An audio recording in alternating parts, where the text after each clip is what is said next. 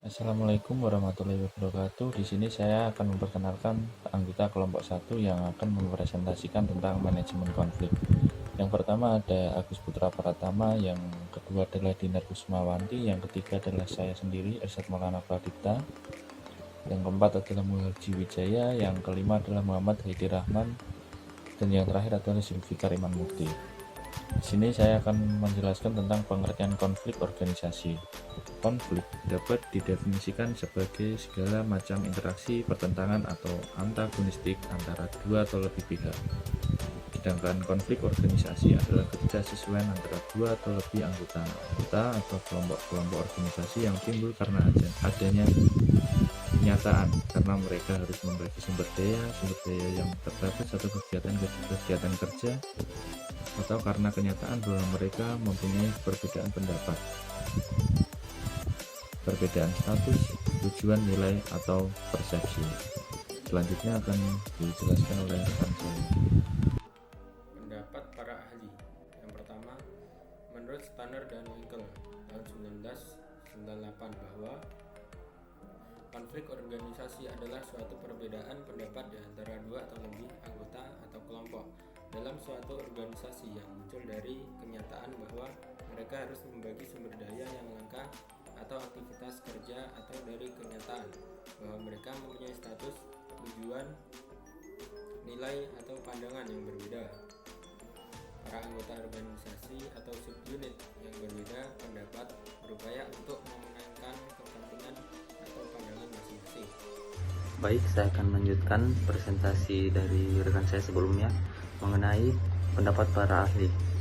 Pendapat para ahli yang kedua ada menurut Ranu Pandoyo dan Hasan tahun 1990 bahwa konflik adalah ketidaksetujuan antara dua atau lebih anggota organisasi atau kelompok-kelompok dalam organisasi yang timbul karena mereka harus menggunakan sumber daya yang langka secara bersama-sama atau menjalankan kegiatan bersama-sama atau mempunyai status, tujuan, nilai, dan persepsi yang berbeda.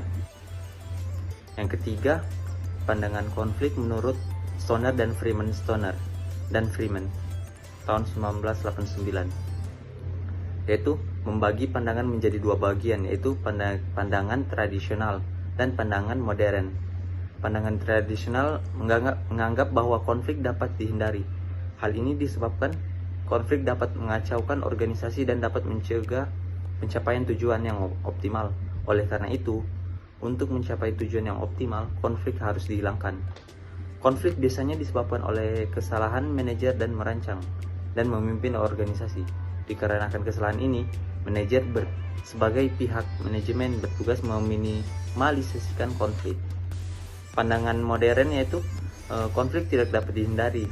Hal itu disebabkan karena banyaknya faktor, antara lain organisasi, perbedaan tujuan, persepsi, nilai-nilai, dan sebagainya. Konflik dapat mengurangi kinerja organisasi dalam berbagai tingkatan. Jika terjadi konflik, manajer sebagai pihak manajemen bertugas mengelola konflik sehingga tercipta kinerja yang optimal untuk mencapai tujuan bersama. Untuk selanjutnya akan dilanjutkan oleh rekan saya. Selanjutnya saya akan menyampaikan tentang contoh kasus dalam konflik organisasi. Yang pertama adalah konflik dalam diri individu. Konflik terjadi bila pada waktu yang sama seseorang memiliki dua keinginan yang tidak mudah atau tidak mungkin dipenuhi sekaligus. Yang kedua, konflik antar individu. Konflik antar individu dalam organisasi yang sama karena pertentangan kepentingan atau keinginan. Hal ini sering terjadi antara dua orang yang berbeda status, jabatan, bidang kerja, dan lain-lain. Yang ketiga, konflik antar individu dan kelompok.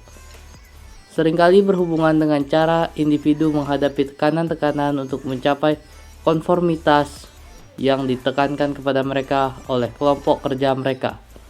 Yang keempat, konflik antar kelompok dalam organisasi yang sama. Konflik ini merupakan tipe konflik yang banyak terjadi dalam organisasi-organisasi. Dan yang terakhir adalah konflik antar lini dan staf, pekerja dan pekerja. Konflik antar organisasi ini biasanya disebut dengan persaingan. Sekian dari saya, selanjutnya akan dilanjutkan oleh rekan saya yang lain. Mohon izin memperkenalkan diri, nama Taruni Remaja Dinar Kusmawanti, Notar 19011111, izin melanjutkan paparan. Di sini saya akan menjelaskan mengenai strategi manajemen konflik, di mana terdapat 5 langkah strategi. Yang pertama yaitu pengenalan.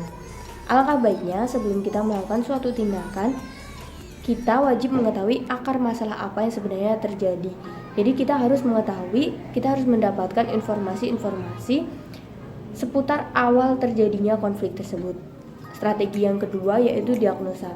Diagnosa di sini yaitu bertujuan untuk mengetahui langkah apa yang tepat atau langkah apa yang efektif yang dapat kita ambil untuk menyelesaikan permasalahan tersebut.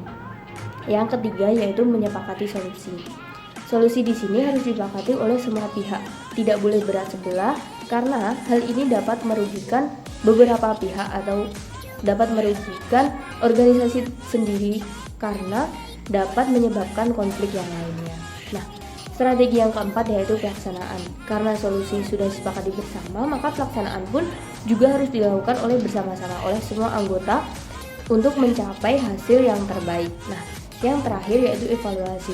Evaluasi juga termasuk strategi dalam manajemen konflik karena di dalam evaluasi sendiri kita dapat meminimalisir terjadinya konflik-konflik yang akan datang. Bahkan kita dapat mengantisipasi konflik yang ada dalam suatu organisasi tersebut. Siap, terima kasih.